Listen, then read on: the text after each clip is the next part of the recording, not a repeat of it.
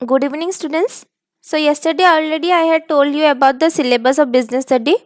So it has two parts.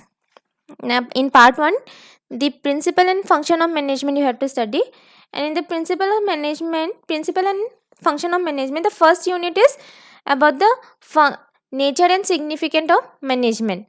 So to go through this chapter, first you have to know about what is management. तो management क्या है? Management हर field में available है। ऐसा नहीं है कि पर्टिकुलर किसी एक सेक्टर में ही, अभी बिजनेस पढ़ रहे हैं, बिजनेस में मैनेजमेंट है तो बिजनेस में ही मैनेजमेंट है, ऐसा नहीं है। हर चीज़ में मैनेजमेंट है। अभी हमने बिजनेस को मैनेज किया तो उसको हमने टर्म कर दिया बिजनेस मैनेजमेंट। अभी अगर हम फाइनेंस को मैनेज करेंगे तो उसको हम टर्म कर देंगे क्या? Financial management. अगर हमने ह्यूमन रिसोर्स को मैनेज किया तो ह्यूमन रिसोर्स मैनेजमेंट। तो उसी तरीके से हर चीज़ में क्या है? मैनेजमेंट है। और जब हम काम को मैनेज करें प्रॉपरली, ठीक है, तो जब हम प्रॉपरली मैनेज करेंगे तभी हम सेट गोल को अचीव कर पाएंगे। जो भी गोल हमने सेट किया है उसको तभी हम अचीव कर पाएंगे। जब तक हम प्रॉपरली मैनेज नहीं करेंगे तब तक हम गोल को अचीव नहीं कर सकते हैं। तो अभी इससे ये तुम्हारा अभी जैसे हमारा पढ़ाई का ही है, मान लो एग्जाम्पल, तो पढ़ाई में भी अगर तुमने प्रॉपरली मैनेज नहीं किया तुम्हारा पढ़ाई, तो तुमको अगर 90% तुम लेके चलोगे कि नहीं मुझे 12 में 90% लाना है, लेकिन तुमने पढ़ाई कुछ किया नहीं, उसने प्रॉपरली तुमने मैनेज किया नहीं टाइम को, तो तुम्हारा 90% तो क्या 33% लाना भी मुश्किल हो जाएगा। तो हर चीज़ में proper management is very essential. ठीक है, तो अभी मैनेजमेंट मतलब मीनिंग ऑफ मैनेजमेंट क्या है फिर? मैनेजिंग ए थिंग्स। ओके, तो हम कैसे मैनेज कर सकते हैं? स्ट्रेटेजी बना के, उसको ऑर्गेनाइज करके, उसको स्टाफ करके, प्रॉपरली डायरेक्ट करके, उसको प्रॉपरली कंट्रोल करके हम उसको क्या कर सकते हैं? मैनेज कर सकते हैं। तो management is a set of function also. So management को हम सेट ऑफ फंक्शंस भी बोल सकते हैं। तो वो प्राइमरी फंक्शंस कौन कौन से हुए? तुम्हारा प्लानिंग, ऑर्गेनाइजिंग, डायरेक्टिंग, ये सब हमारा क्या हो गया? कंट्रोलिंग। ये है क्या है? Primary function of management. So management का सिंपल मीनिंग क्या है? It refers to the process of conducting a set of function in order to achieve the set goal of any organization effectively and efficiently। तो process management क्या है? एक process है। किस चीज़ का प्रोसेस है? जो फंक्शन हमने सेट किया है, तो वो फंक्शंस क्या क्या है? Planning, organizing, direct staffing, directing and controlling. These are the primary function of management. तो इसी को प्रोसेस करना, प्रोसेस करके हमको क्या अचीव करना है? जो भी सेट गोल है।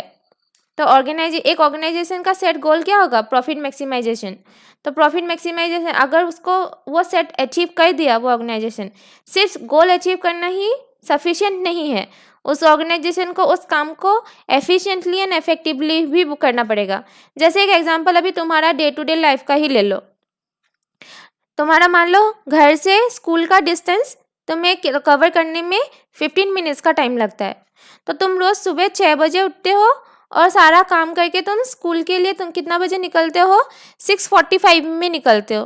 खा पी के रेडी होके तुम 6:45 में निकलते हो और 7 बजे पहुंच जाते हो, क्योंकि स्कूल पहुंचने का टाइमिंग तुम्हारा 7 बजे का है। तो तुमने क्या किया?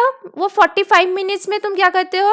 अपना काम को मैनेज करके उस हिसाब से तुम डेली निकल के आते हो स्कूल के लिए। मान लो किसी दिन क्या हो गया, तुम लेट उठ गए, 6 के बजे तुम क्या कर दिए? 6:30 में उठ गए। तो तब क्या होगा? 6:30 में फिर तुमको हर काम में क्या करना पड़ेगा? स्किप करना पड़ेगा टाइम को, है ना? कट करना पड़ेगा टाइम को। अगर मान लो तुम ब्रश करने में 5 मिनट का टाइम लगाते थे, तो उस दिन तुमको फटाफट 2 मिनट में ब्रश करके ख़त्म करना पड़ेगा, भले ही दाँत साफ़ हो या ना हो। और वैसे ही तुम्हें ब्रेकफास्ट का हो सकता है ब्रेकफास्ट करने का भी टाइम ना मिले, या ब्रेकफास्ट भी स्किप ही कर दो पूरा का पूरा। तो तुम्हें क्या करना है? उस दिन तुमने मतलब क्या किया? प्रॉपरली तुमने क्या नहीं किया? मैनेज नहीं किया टाइम को, है ना? तो वही है तुम्हारा, किसी भी काम को जब हम प्रॉपरली मैनेज करके जाएंगे, उसको एक प्रोसेस के थ्रू लेके जाएंगे, तो प्रोसेस के थ्रू तुमने ऑलरेडी उसको प्लान करके रखा हुआ है कि मैं 6 बजे उठूँगी, 6 बजे उठने के बाद मैं 6 to 6:05 मैं ब्रश करूँगी, देन 6:05 से 6:15 तक मैं बाथिंग वॉशिंग जो भी करना है करके रेडी होके then ready for the school and you take the breakfast and you will finish your breakfast in 5 minutes then you will come to school और go to school. Is not it, तो उसने तुमने already उसको plan करके रखा हुआ है, उस टाइम को ऑर्गेनाइज करके रखा हुआ है, देन स्टाफिंग भी करके रखा हुआ है। कैसे? तुमने उसको अपने आप को उसमें रिक्रूट करके रखा है उस प्रोसेस में। देन डायरेक्टिंग, उस तुमने प्रॉपरली डायरेक्ट करके भी रखा हुआ है। तुमने प्रॉपर डायरेक्ट नहीं किया इसीलिए तुम उस दिन लेट उठे, ठीक है, तो डायरेक्टिंग भी प्रॉपर होना जरूरी है। देन कंट्रोलिंग, तो डायरेक्टिंग और कंट्रोलिंग साथ साथ में ही चलेगा। तो स्टाफिंग तुम्हारा मैन पावर रिक्रूटमेंट है, ठीक है।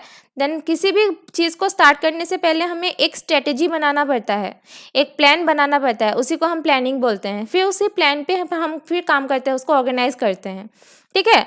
तो अभी हमको पता चल गया क्या, मैनेजमेंट इज ए प्रोसेस, है ना, सेट ऑफ प्रोसेस जिसको हमें फंक्शन करना है और टू अचीव ए गोल, और वो भी इफेक्टिवली एंड एफिशिएंटली।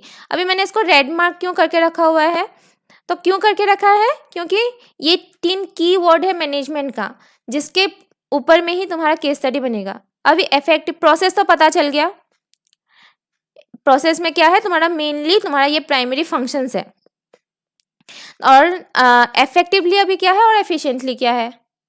तो इफेक्टिवली क्या है, जब भी तुम काम को टाइमली कंप्लीट करोगे। अभी टाइमली कंप्लीट कैसे करोगे, मान लो तुमको मैंने एक असाइनमेंट दिया है करने के लिए, ठीक है। मैंने बोला ये असाइनमेंट, मैंने मान लो मैंने ये बोला तुम अपने काम को कैसे मैनेज करोगे प्रॉपरली, उसी के ऊपर तुम लिख के लाना, और मैंने तुमको 2 दिन का टाइम दिया, ठीक है। तो तुमने क्या किया, ठीक है, 2 दिन में तुमने काम को कंप्लीट कर दिया, लेकिन वो क्या किया, तुमने किसी से कॉपी पेस्ट मारा, अपना काम नहीं किया, ठीक है। तो उसमें तुमको कुछ समझ में नहीं आया, तुमने ना दिमाग लगाया ना कुछ किया, बस तुमको मिल गया, तुमने गूगल किया, उसको मिल गया, तुमको वहीं से तुमने कॉपी पेस्ट कर लिया, जिसमें तुमने कॉपी पेस्ट करने में बहुत सारी गलतियां कर लिया मान लो। तो तुमने टाइमली तो काम को कंप्लीट कर लिया, टाइमली जब हम कंप्लीट कर देंगे उसको इफेक्टिवनेस बोलेंगे। अभी मान लो जिस बच्चे ने काम को टाइमली सबमिट किया, मैंने 2 दिन बाद असाइनमेंट मांगा था, जिन जिन बच्चों ने असाइनमेंट को 2 दिन बाद दे दिया, उन लोगों को, वो लोगों ने काम को क्या किया, इफेक्टिवनेसली किया है, ठीक है। तो और दूसरे कुछ बच्चे थे जिन्होंने क्या किया, उन्होंने मेरे से एक्स्ट्रा कुछ टाइम मांगा, बोला कि मैम हो नहीं रहा है तो मुझे और 2 दिन का एक्स्ट्रा टाइम चाहिए। तो मैंने बोला ठीक है चलो अच्छे से करना, लेकिन 2 दिन का टाइम मैंने एक्स्ट्रा दे दिया। तो वो 2 दिन उन्होंने एक्स्ट्रा लिया, लेकिन उनका काम परफेक्ट था, ठीक है, उन्होंने परफेक्टली उस काम को कंप्लीट किया था। तो उनका काम क्या हुआ, एफिशिएंसी। भले ही उन लोगों ने टाइमली कंप्लीट नहीं किया, लेकिन काम कॉस्ट इफेक्टिव था उन लोग का। अगर मैं असाइनमेंट के बारे में बोलूँ तो उनको 10 आउट ऑफ 10 मार्क्स मिल जाएगा, और इन लोग को 10, 9, 7, 8 कुछ भी मिल सकता है इफेक्टिवनेस वालों को। तो अभी एक काम तुम्हारा सिर्फ इफेक्टिवनेसली कंप्लीट करने से भी नहीं होगा, एक काम सिर्फ एफिशिएंटली कंप्लीट करने से भी नहीं होगा। तो हमें मैनेजमेंट में पूरे ये चारों फंक्शन को ये 5 फंक्शन को साथ में लेके उस काम को एफिशिएंटली और इफेक्टिवली दोनों ही वाइज कंप्लीट करना, काम को ख़त्म करना है, कंप्लीट करना है, टारगेट को अचीव करना है। तो management simply completing the job और doing the job is not sufficient, okay. तो यहाँ पे एफिशिएंट वर्ड यूज़ नहीं करेंगे, सफिशिएंट यूज़ कर रहे हैं।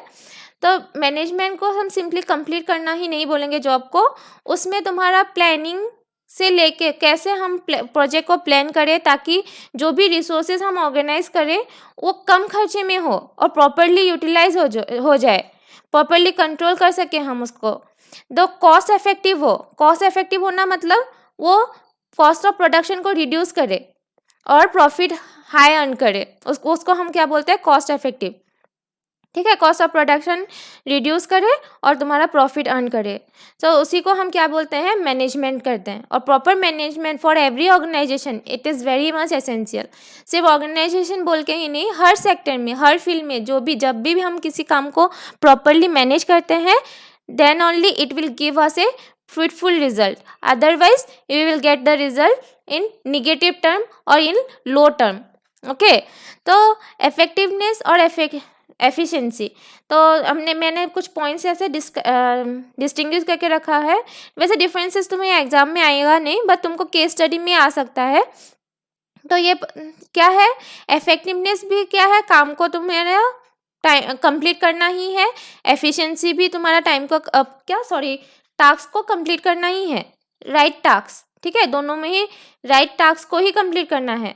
बट यहाँ पे क्या करेंगे हम, तुम्हें टाइम फैक्टर को टाइमली हम उस गोल को क्या करेंगे, अचीव करेंगे, टाइमली अचीव करेंगे। उसमें हम ना ही कुछ एफर्ट देखेंगे, किसी का एफर्ट देखेंगे, ना ही हम प्रोसेसेस को इम्प्लीमेंट करेंगे प्रॉपरली, ना ही वेस्टेज को ध्यान में रखेंगे, ठीक है।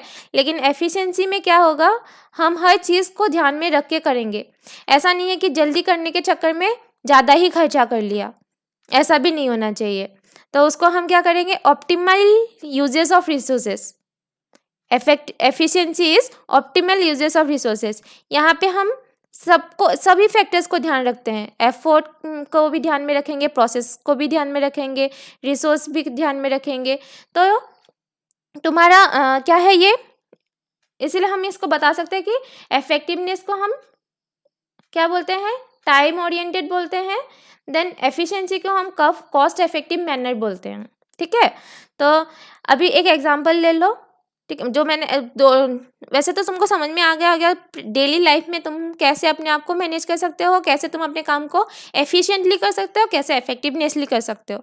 बट एक अभी हम अगर बिजनेस के पॉइंट ऑफ व्यू से देखें तो मारुति और होंडा मान लो, दो कंपनी हमने क्या क्या लिया है, ठीक है।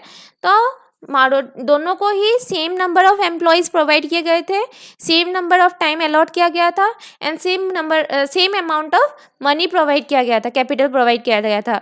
And they are asked to complete the target of producing 100 cars, ठीक है। तो Maruti had produced 100 cars in time, okay, but Honda they produce only 80 cars at the same time.